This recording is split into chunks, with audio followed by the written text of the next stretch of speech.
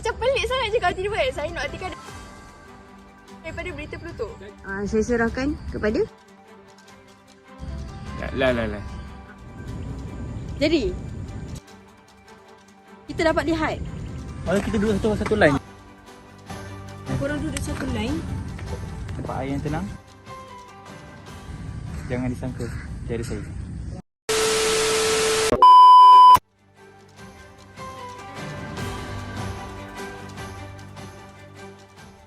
Ajar. Cepat sikit. Cuba tengok notification. Sana. Ada berita lah, ada berita. Ada berita.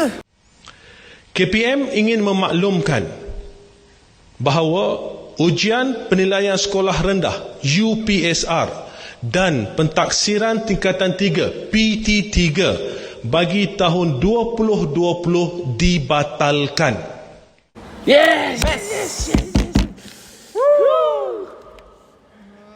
Tak payah belajar. Kenapa kau sedih weh? Aku dah penat-penat belajar, lepas tu tiba-tiba kata tak ada PT3. Kau rasa? Faham. Kenapa kau happy? Yelah, berapa nak belajar dah ni. Dah lah penat. Nanti nak tidur lambat hari-hari. Saya buat dah benda semua. Oh, macam tu. Anda di pihak yang mana?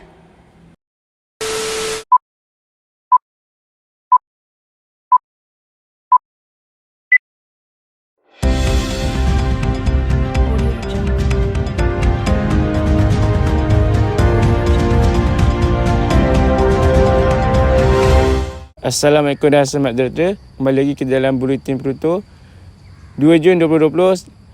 Saya Nazmi Aziz. Isu pada hari ini adalah isu kepincangan dalam sistem pendidikan di Malaysia. Apakah itu sistem pendidikan di Malaysia? Sistem pendidikan di Malaysia adalah satu usaha yang dilakukan oleh kerajaan untuk memberi pengetahuan dan pendidikan kepada masyarakat. Pendidikan merupakan satu proses yang berterusan bagi mengembangkan potensi individu ke arah kecemerlangan. Walau bagaimanapun, perubahan yang dilakukan dalam sistem pendidikan di Malaysia adalah tidak konformit pada masa kini. Ini kerana walaupun sistem pendidikan di Malaysia telah melalui pelbagai perubahan sejak pada tahun 1950 iaitu laporan Bonds di mana sistem sekolah vernacular diwujudkan. Seterusnya adalah laporan Feng Yue yang menyiasat dan mengumpul maklumat ketidakpuashatian masyarakat Cina terhadap laporan Bonds. Yang terakhir adalah laporan Cheeseman yang diwujudkan untuk susun semula polisi pendidikan di Tanah Melayu. Contohnya, bahasa Inggeris merupakan pelajaran yang wajib digunakan kepada semua sekolah. Seterusnya saya serahkan kepada Atika untuk menerangkan yang lebih lanjut tentang sistem pendidikan di Malaysia. Terima kasih kepada saudara Nazmi. Saya Nur Atika akan membincangkan tentang topik utama kita iaitu kemansuhan peperiksaan UPSR dan pentaksiran tingkatan 3. Baiklah, seperti yang kita tahu, setiap perkara yang berlaku ataupun yang digubarkan sudah semestinya mempunyai faktor dan punca.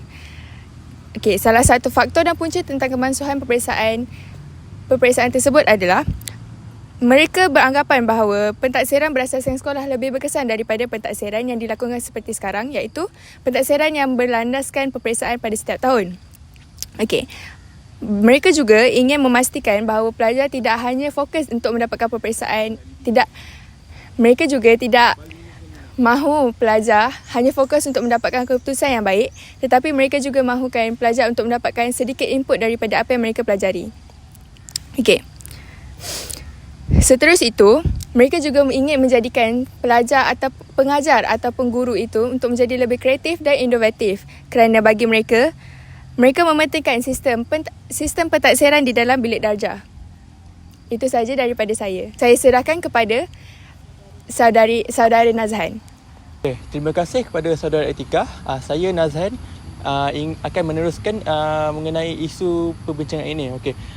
Menurut falsafah, pemansuhan UPSR dan PT3 ini akan membiarkan pelajar mengambil mudah tentang pelajaran. Ini akan menyukarkan cara penyampaian pendidikan bagi para guru dan pengajarlah. Okay, menurut falsafah pendidikan pula, dari segi rohani, kemampuan pelajar dalam proses menerima dan memproses maklumat akan berkurang. Jadi dari segi intelektual pula, pentaksiran bilik darjah lebih memerlukan ketelitian, pemantauan dan sikap prihatin guru. Okay, dari segi jasmani pula, dia melibatkan pengumpulan pengetahuan dan keupayaan berfikir serta memahami dalam sesuatu maklumat. Dari segi emosi pula, dia akan memberikan tekanan kepada ibu bapa atau guru bagi mendidik mereka. Okey, saya teruskan isu perbincangan ini. Menurut rukun negara, saya ambil satu contoh sahaja, iaitu kesetiaan kepada raja dan negara. Okey, kekurangan semangat patriotism dalam kalangan pelajar atau murid, dia akan menyebabkan berlakunya kerosakan atau runtuhnya imej negara pada dunia luar. Okey, seterusnya menurut tokoh falsafah, saya ambil seorang saja, iaitu Goldman D. Beliau menyatakan bahawa penilaian seseorang individu bukan sahaja diasaskan kepada kecerdasan intelektual iaitu IQ, tapi lebih penting adalah kecerdasan emosi iaitu EQ. Okay, menurut pandangan Islam pula, Imam Al-Ghazali, beliau menyatakan proses pendidikan hendaklah merangkumi aspek intelek, latihan jasmani serta pembinaan akhlak yang mulia, berani dan hormat menghormati dalam kalangan kita. Okay, mari kita lihat kesan positif dan negatif. Ingat lagi tak apa yang saya ajar minggu lepas? Hai. Tak ingat? Don. Saya nak test kamu hari ni. 10. Okay, ready semua? 10 tambah 5. 15. 50. Astaghfirullahaladzim. Yang gelak tu. Kamu dah siap ke homework? Belum. Belum? Berdiri? Nazmi pun belum. Okey, semua satu kelas berdiri. Dah siap. Berdiri semua.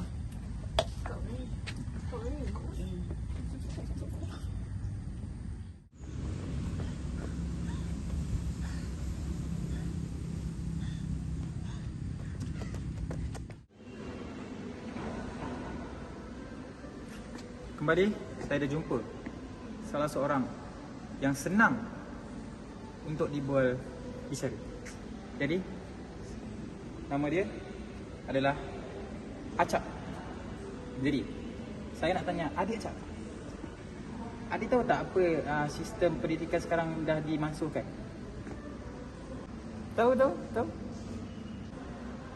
Saya dah agak itu jawapan adik.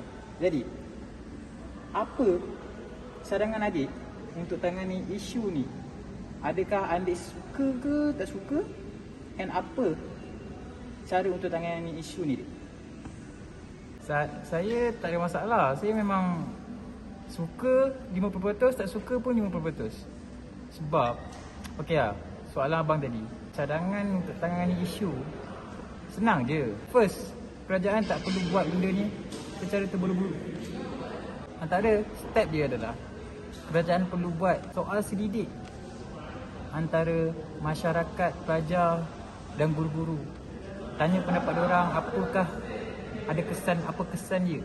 Kemudian, kerajaan perlu buat jadual masa untuk perancangan ni. Ada ataupun macam step-step macam mana nak jadikan rancangan ni berjaya. Selepas dia berjaya, setiap segala keputusan kerajaan perlulah desentralisasikan. Jangan tanya desentralisasikan tu apa. Cari kat Google. Saya tak ada risau. Itu je lah jawapan saya bang. Ya, itu dia. Saya rasa itu sahaja daripada saya. Wartawan Nafi. Sekian.